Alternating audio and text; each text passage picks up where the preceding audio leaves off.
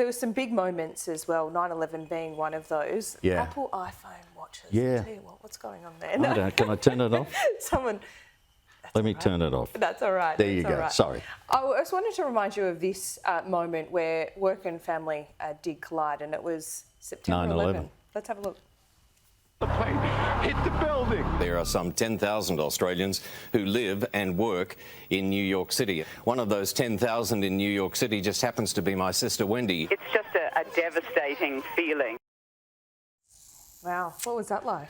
That was very emotional. Yeah. I mean, I'd been up the night before, just watching television out in the back room. I saw the vision after the first plane went in. I realised that it was a big story and jumped in the car, went out to the Nine Network studios, knowing all along that my sister and her husband were in New York, in Manhattan. They've been there for my sister for more than 30 years. And not knowing, that was the problem. And then you go on air, the team in the control room at the Today program at that stage is trying to track my sister down. And finally, I got a message in my earpiece saying, "We've got her." And that was a huge, huge relief. And what did you say? Can we talk to her now? No, they said, "We're putting her through now." Okay, So, great. yeah, and that was the result. What are those moments? Obviously 9/11, a big moment, but are there any moments that you still reflect on now, all these years later? Apart from 9/11, Port Arthur.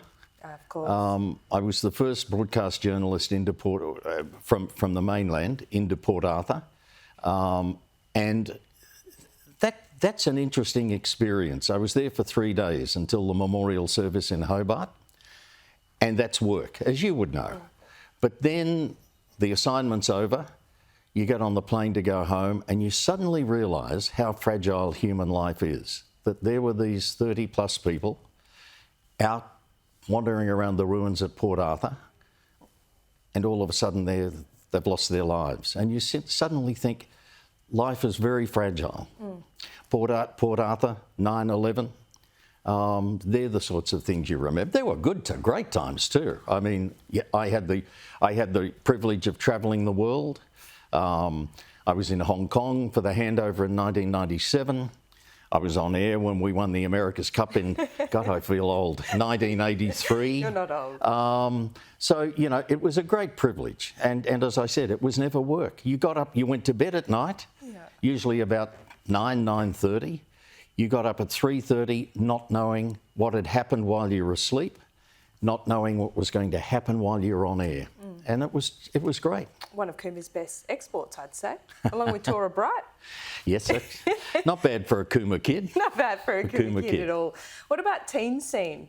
When one of your first gigs, do you remember what your sign-off was? No, you're going to remind me, aren't you? I'm going to tell you what your sign-off was for teen please. scene. I've got it right here. It was, "Yip, yip, Yehudi, you're a little beauty."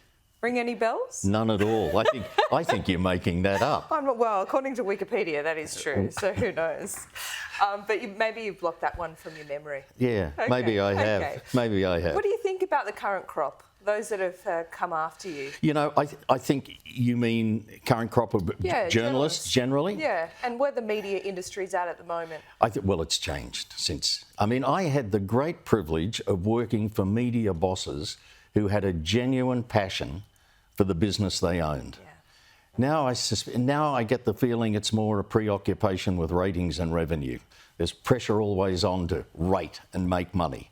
When we launched the Today Show in 1982, Sam Chisholm was the CEO at the Nine Network. Kerry Packer was the owner.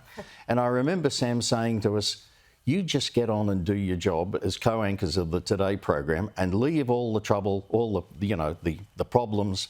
I'll take care of all of that." Yeah, and he did. The other thing I think is unfortunate is that these days, I mean, when I started in radio, initially part-time, I worked for 2XL in Cooma, which was a privately owned radio station, and I learnt my craft there. And as I got closer and closer to Sydney and radio and then into television, I never forgot what I learnt in those very early days in country radio. And I think these days, those opportunities aren't there anymore. Radio's become networked, television's become networked. young kids who want to become journalists can't learn their craft out there. No. They're really thrown into the deep end here. And there's a lot of pressure on them. Yeah. I think it's still a great privilege, though. Oh, it's a huge privilege. Yeah. It's a huge privilege, one I've never underestimated, never.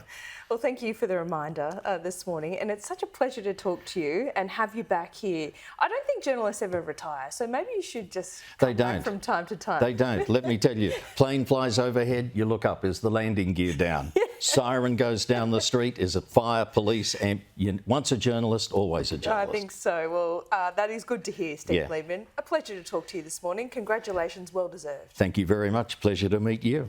Thank you.